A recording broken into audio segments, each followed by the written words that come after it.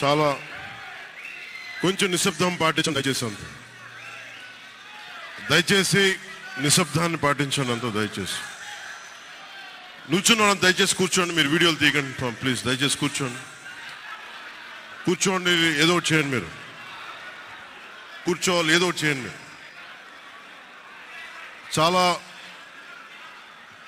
ఆంధ్రప్రదేశ్ 5 కోట్ల మంది ప్రజలు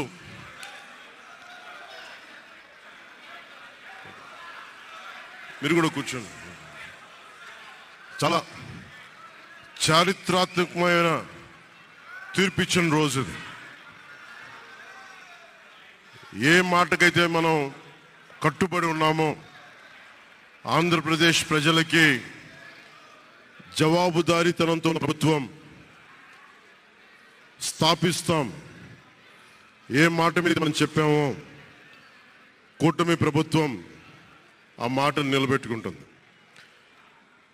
ఈరోజు మీ అందరికీ జనసేన పార్టీ ఆఫీస్ కేంద్ర కార్యాలయం నుంచి, ఈ వేదిక నుంచి ఒకటే చెప్తా ఉన్నాను మీ అందరికీ, వైసీపీ వైఎస్ జగన్ గారు కానీ వారు మన వ్యక్తిగతంగా నాకు శత్రువులు కాదు. ప్రజాస్వామ్యానికి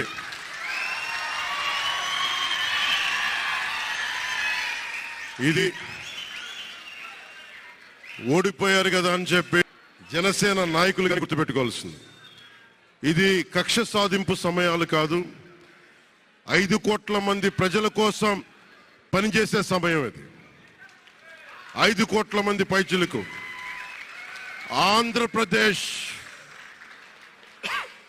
ఆంధ్రప్రదేశ్ విభజన జరిగినప్పటి నుంచి ఈ రోజు దాకా మనం అడుగుతూనే ఉన్నాం. ఆ రోజులు అయిపోయినాయి, ఆ చీకటి రోజులు అయిపోయినాయి. ప్రతి ఒక్కరం బాధ్యతతోటి భవిష్యత్తు తరాల కోసం బాధ్యతని భుజాల మీద వేసుకొని చాలా బాధ్యతాయుతంగా జవాబుదారీతనంతో కూడిన రాజకీయ ప్రభుత్వం, రాజకీయ మనకి ఆలోచన విధానం ఉంటుంది.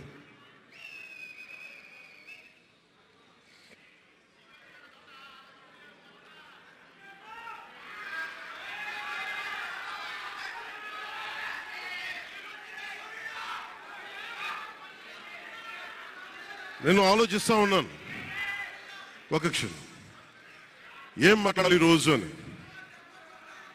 ఒక నిమిషం, ఏం మాట్లాడాలి ఈరోజు అని అనుకుంటా ఉన్నాను. నా జీవితంలో ఎప్పటిదాకా విజయం తెలియదు నాకు.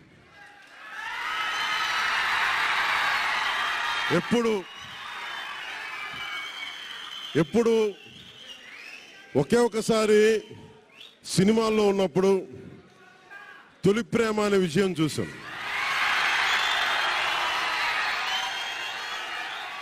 ఆ తర్వాత నాకెవ్వరు నేను విజయం సాధించానని కానీ డబ్బులు వచ్చినాయని కానీ ఏ ఒక్క సినిమా విజయం చెప్పలే నాకు.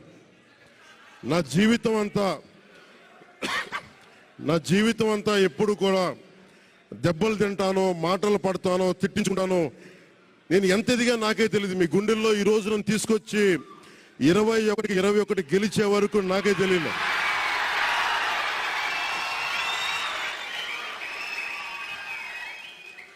భారతదేశంలో 100కి 100% కొట్టామంటే జనసేన.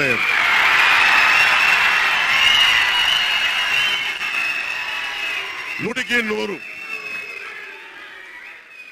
ఇది ఎందుకు ఈ విజయం జనసేన లేదంటే జన సైనికులు, వీర మహిళలో జనసేన నాయకులది కాదు, కేవలం వారిదే కాదు, 5 కోట్ల మంది ప్రజల ఆకాంక్షదే. మార్పు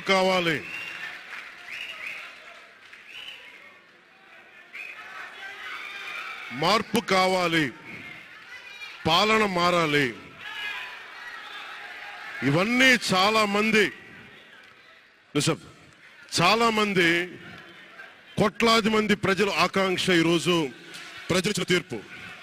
బాబు మీరిద్దరు కూర్చోవాలమ్మా దయచేసి. నువ్వు పక్కకు వచ్చామా, నువ్వు పక్కకు రా, నువ్వు కొంచెం ముందుకన్నారా, మీరు కొంచెం ముందుకు రండి అమ్మా, మీ ఒక అడుగులు ముందుకు రండి. మీరు కొంచెం ఇబ్బంది పడతాను, దయచేసి కూర్చో, దయచేసి కూర్చోవాలయ్యా, మీరు కూర్చోవాలి. మీరు మొత్తం సభ ఆపేస్తున్నారు. మీరు సాగర్ పక్కన, సాగర్ పక్కన.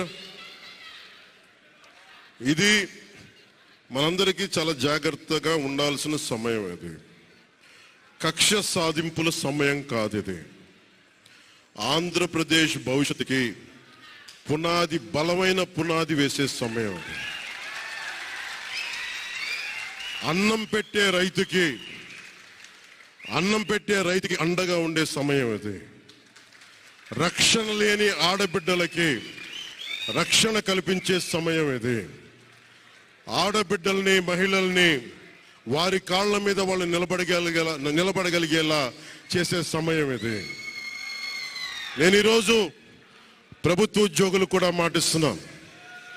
కంట్రిబ్యూటరీ పెన్షన్ స్కీమ్ నేను చెప్పాను, నేను బాధ్యత తీసుకున్నాను, నేను మర్చిపోలా.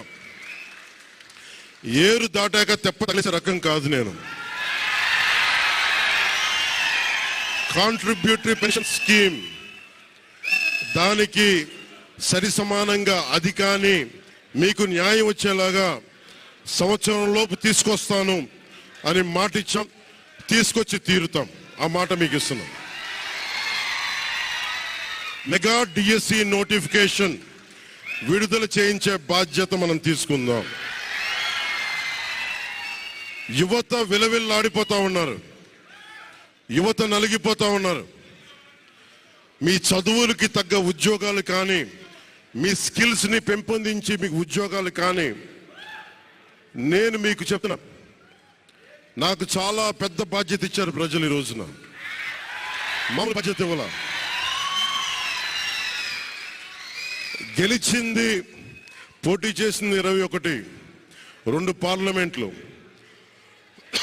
గెలిచింది 100%. కానీ బాధ్యత ఎంత ఉందంటే 175 సీట్లు మనమే గెలిస్తే ఎంత బాధ్యత ఉందో అంత